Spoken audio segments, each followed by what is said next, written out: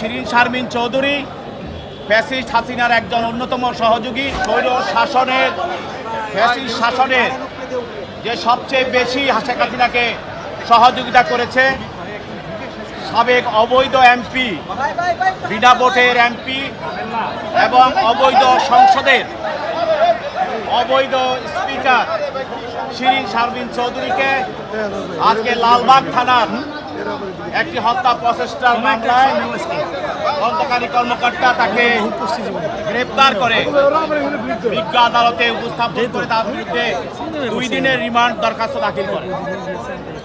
তদন্তকারী কর্মকর্তা আদালতকে বলেন, এই শিরিন শারমিন চৌধুরী ফ্যাসিস্ট হাসিনার একজন অন্যতম সহযোগী।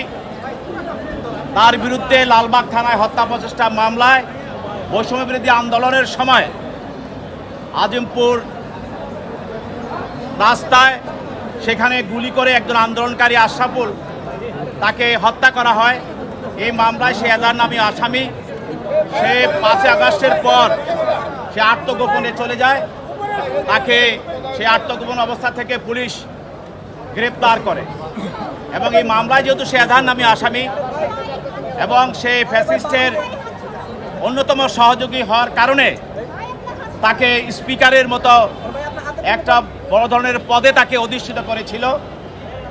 তার কাছে বৈষম্যবিরোধী ছাত্র আন্দোলনে যে আমাদের 1500 আমাদের ছাত্র জনতাকে হত্যা করা হয়েছে এবং 20,000 নেতা কর্মীকে চোখ হাত পা অঙ্গহানি করে তাদেরকে আহত করা হয়েছে, এইসব ঘটনার সঙ্গে এইসব পরিকল্পনার সঙ্গে